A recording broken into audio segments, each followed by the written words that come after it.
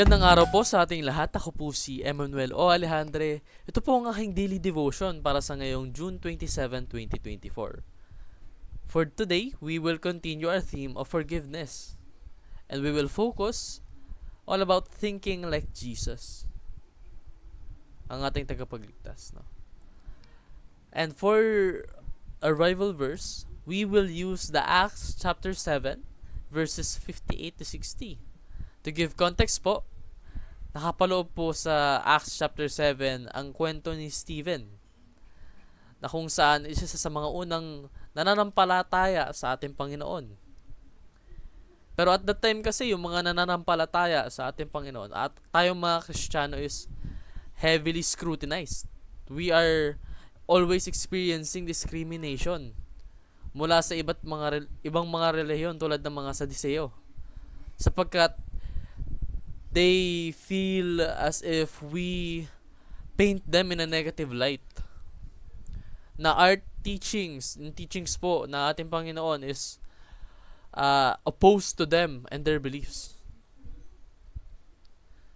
So, dito po sa babanggitin kong verse is, kakatapos lang ni Stephen sa pag-preach, pag-share ng Gospel of Christ, ng Lord.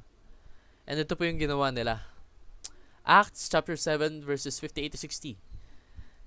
Dragged him out of the city and began to stone him. Si Stephen po yung pinabanggit dito. Meanwhile, the witnesses laid their coats at the feet of a young man named Saul.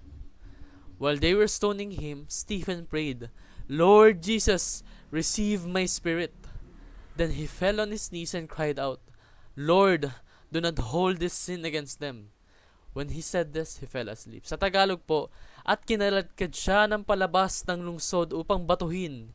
Inilagay ng mga saksi ang kanilang mga balabal sa paanan ng isang binatang nagngangalang Saulo.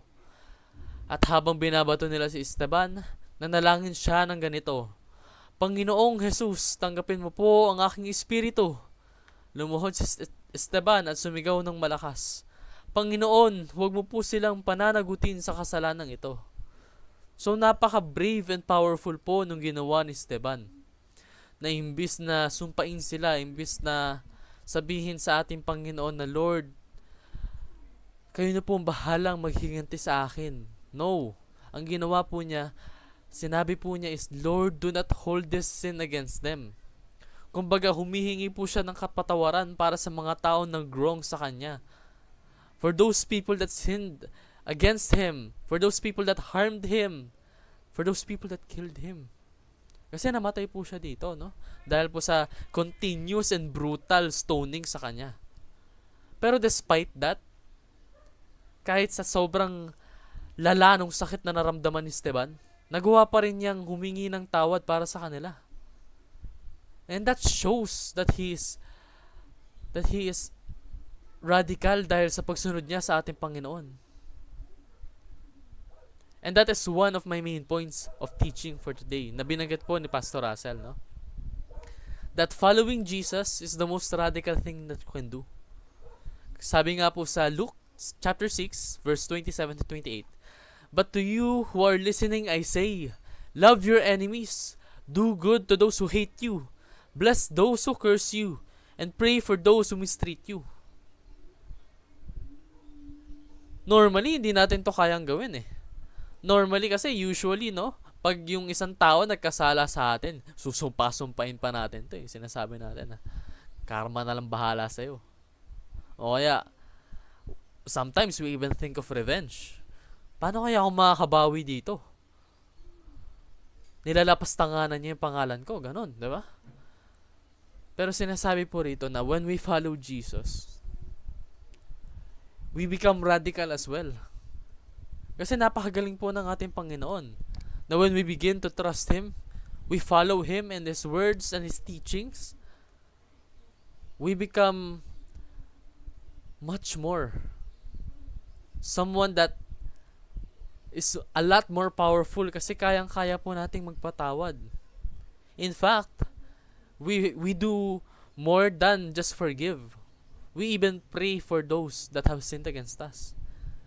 For them to be blessed, for them to improve and grow, for them to realize their wrongdoings, their shortcomings, for them to be more aligned with Christ.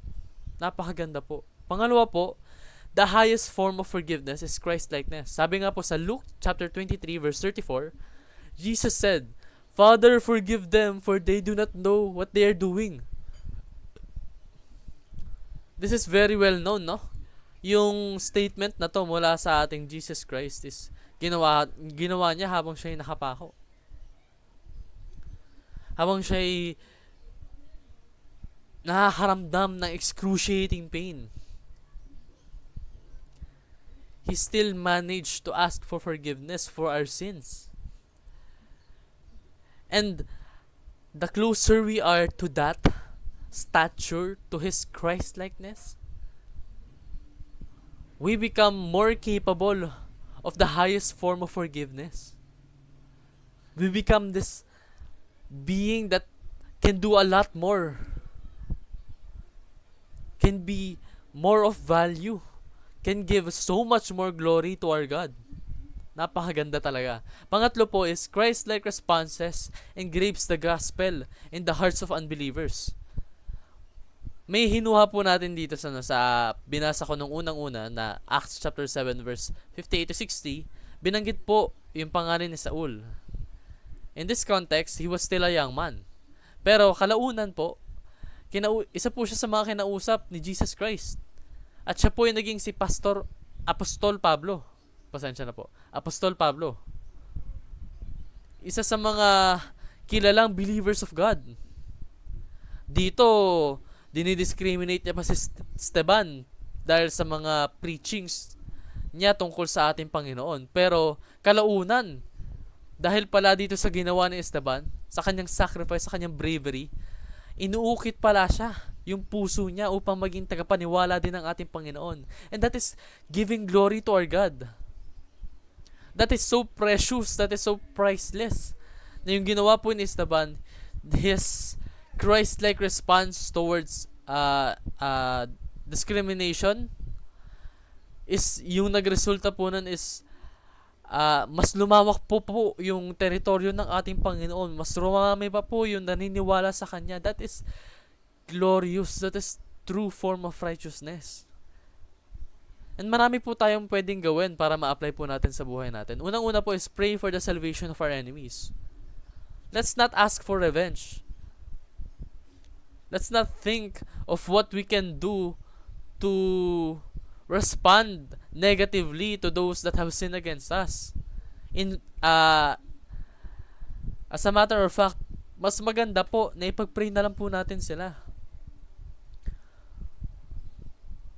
Maaari pa, let's ask for the forgiveness of their sins. That is truly righteous. And that is a step closer towards Christ-likeness. Pangalawa po, let's respond to evil the way Jesus would. Let's shift our perspective.